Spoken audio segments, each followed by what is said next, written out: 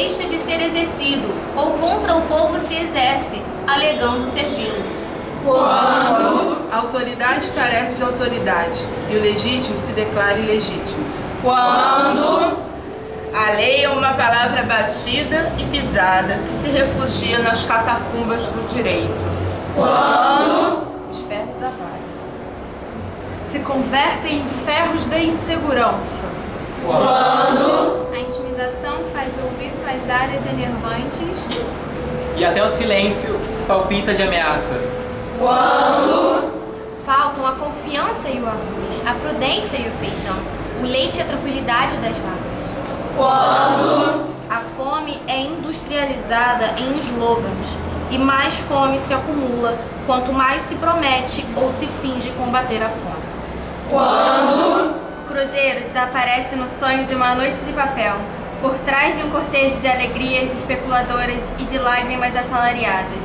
Quando o mar de pronunciamentos frenéticos não deixa fluir uma gota sequer de verdade. Quando a gorda impostura das terras dadas enche a boca dos terratenentes. Quando a altos brados se exigem reformas para evitar que elas se implantem e assim continuem a ser reclamadas como dividendo político. Quando os reformadores devem ser reformados. Quando a incompetência acusa o espelho que a revela, dizendo que a culpa é do espelho. Quando o direito constitucional é uma subdisciplina militar e substitui a disciplina pura e simples. Quando plebiscito é palavra mágica para resolver aquilo que a imaginação e a vontade dos que a pronunciam não souberam resolver até hoje. Quando dá o voluntariado a ilusão de decidir o que já foi decidido na sua revelia, a ilusão maior é de quem se beneficia. Quando os piores homens reservam para si, pregando as melhores ideias, falsificando-as. Quando é preciso ter mais medo do governo do que dos males que ao governo compete conjurar.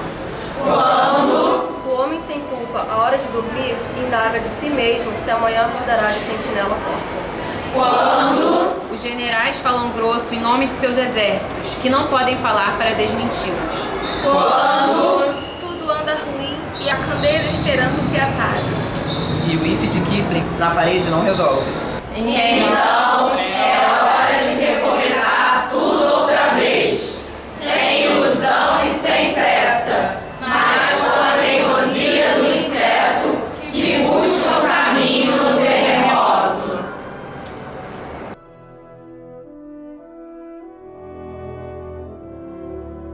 A literatura corresponde a uma necessidade universal que deve ser satisfeita, sob a pena de mutilar a personalidade, porque pelo fato de dar forma aos sentimentos e à visão do mundo, ela nos organiza, nos liberta do caos e, portanto, nos humaniza.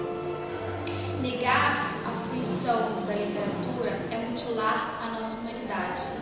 Antônio Cândido, O Direito à Literatura. A literatura contribui para o amadurecimento da sensibilidade do indivíduo, para o desenvolvimento de um comportamento mais crítico, menos preconceituoso. A permanência da arte e da literatura no ensino médio é fundamental, pois desenvolvem o gozo da liberdade mediante a fruição estética, contribuindo para a humanização do homem coisificado pela sociedade de consumo. A arte e literatura contribuem para a humanização do homem. A literatura desenvolve em nós a cota de humanidade na medida que nos torna mais compreensivos e abertos para a natureza, a sociedade e o semelhante. Antônio Cândido. O que realmente importa não são os livros e a sua conservação através dos tempos, mas o que o leitor aprende com eles, o domínio da linguagem, a entrada no imaginário da coletividade e uma experiência socializadora, que contribui tanto para a sua construção como pessoa, quanto para a coesão social. Teresa Colomé.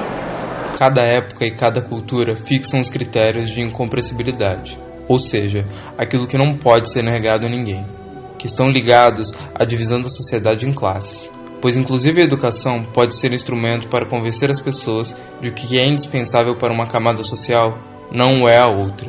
Portanto, é preciso ter critérios seguros para abordar o problema dos bens incompressíveis, seja do ponto de vista individual, seja do ponto de vista social. Do ponto de vista social, é preciso ter leis específicas, garantindo este modo de ver. Por isso, a luta pelos direitos humanos pressupõe a consideração de tais problemas e, chegando mais perto do tema, eu lembraria que são bens incompreensíveis não apenas os que asseguram a sobrevivência física em níveis decentes, mas os que garantem a integridade espiritual. São incompreensíveis, certamente, a alimentação, a moradia, o vestuário, a instrução, a saúde, a liberdade individual, o amparo da justiça pública, a resistência à opressão, etc. E também o direito à crença, à opinião, ao lazer e, por que não, à arte e à literatura. Antônio Cândido, O Direito à Literatura. O ensino de literatura e das outras artes visa, sobretudo, ao cumprimento do inciso 3º dos objetivos estabelecidos para o ensino médio.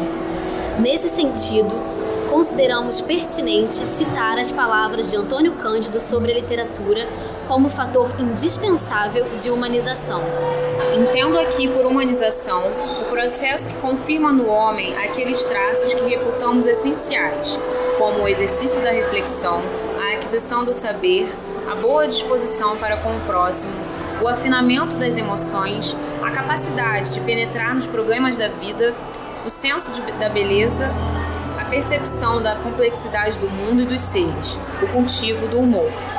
A literatura desenvolve em nós a cota de humanidade na medida em que nos torna mais compreensivos e abertos para a natureza, a sociedade, o semelhante.